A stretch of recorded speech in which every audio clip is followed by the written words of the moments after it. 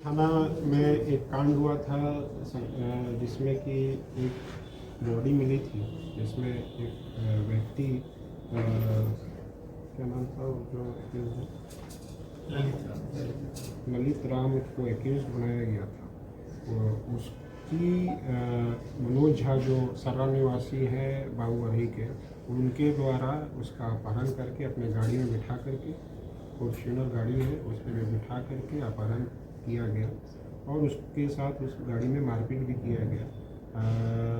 जो पुलिस को तुरंत पता चली थी उस तुरंत हम लोगों ने जब छापेमारी करने स्टार्ट की तो दबाव में आकर उसको वो आंध्रा थाड़ी में उसने छोड़ दिया। उसके बेसिस पे 424/24 केस दर्ज किया गया मनोज झा के विरुद्ध में और उसकी गिरफ्तारी के लिए कल जब बाबूवरही पुलिस गई थी मनोज झा के घर पर, तो उसके द्वारा वहाँ पे पहले से ही 40-50 महिलाओं को जमा करके रखा गया था और भी लोग थे और जिनके द्वारा लगातार विरोध किया गया इसकी गिरफ्तारी करने से।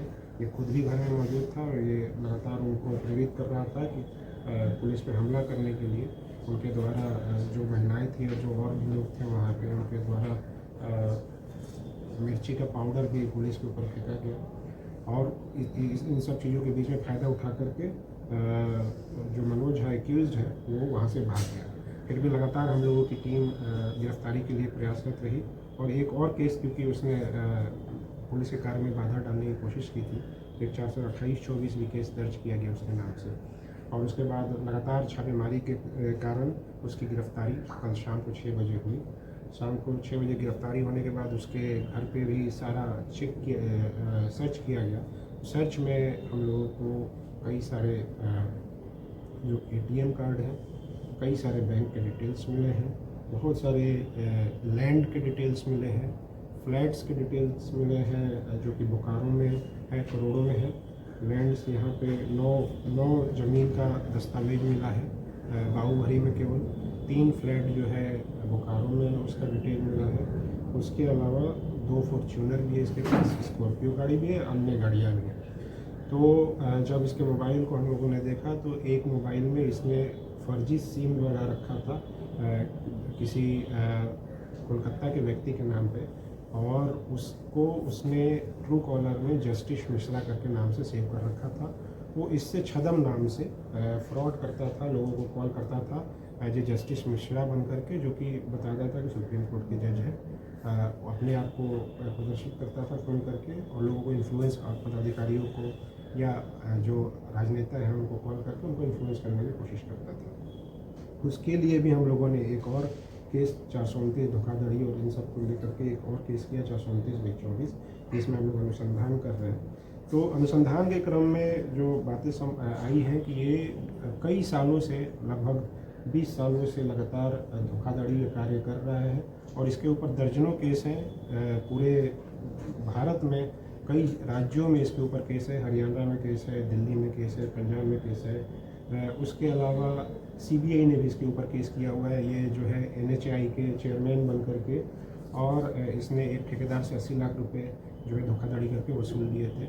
उसी तरीके से अभी जस्ट लास्ट जुलाई में, इसी जुलाई में दिल्ली में जो एनर्जी सेक्रेटरी होते हैं, भारत सरकार के सेक्रेटरी होते हैं, उनके नाम से फ़ोन करके और यूपी के जो एनर्जी बोर्ड होता है उसके चेयरमैन को कॉल करके और उनको काम करने के लिए निर्देशित करने की कोशिश की थी, जिसके आधार पे एक वहाँ भी दिल्ली में भी पार्लियामेंट स्टेट में भी एक केस किया गया है, इसमें ये वांटेड है। इसके अलावा अन्य जगहों पे भी हम लोग डिटेल निकाला है। लगभग अभी हमारे पास 12-13 केसेस का डिटेल है कि जिसमें ये वांछित है और ये अक्यूज़ड है और उसके अलावा भी हम लोग लगातार कोशिश कर रहे हैं कि इसके अन्य, क्योंकि इसके दौरान पूछताछ के क्रम में और भी केसेस के बारे में डिटेल मिला है जिसको हम लोग अभी वेरीफाई कर रहे हैं। तो कुल मिलाकर के यह व्यक्ति जो है लगभग 20 सालों से लगातार धोखाधड़ी करके और एक तरीके से नटवर लाल है ये और लोगों को पैसे ठगता है, उसके अलावा अन्य क्राइम करता है ये। और इस जो अनुसंधान के क्रम में हम लोग को समझ में आया है कि इसने इस धोखाधड़ी से बहुत ज़्यादा बड़े पैमाने पे इसने पैसा बनाया है, संपत्ति अर्जित की है। इसके परिवार में और भी अन्य कोई स्रोत जो अभी प्रिलिमिनरी हम लोग की इंक्वायरी है उसमें उसमें अन्य स्रोत नहीं दिख रहा है और कोई कमाई का, केवल धोखाधड़ी से पैसा कमाने का ही जितने अभी तक हम लोग को डिटेल में उससे करोड़ों की संपत्ति अभी पता चली है। इस बारे में भी हम लोग लगातार इन्वेस्टिगेट कर रहे हैं और इसको हम लोग जल्दी ही एमएलए का प्रस्ताव इस पर ईडी को भी भेजेंगे। उसके अलावा ईओयू से भी अनुरोध करेंगे कि इसको फर्दर इंक्वायरी की जाए ताकि इसके सारे जो भी प्रॉपर्टी है उसका डिटेल निकल के और उस पर कार्रवाई की जा सके। तो ये सारी कार्रवाई की जा रही है। इसको हम लोग अभी जेल भेज रहे हैं और इसके अलावा अन्य राज्यों के जो पुलिस है उनको भी हम लोगों ने सूचित किया है कि यहाँ पे है, उसको अपने अपने कार्ड में इनको रिमांड करने की। यही सारी चीज़ें।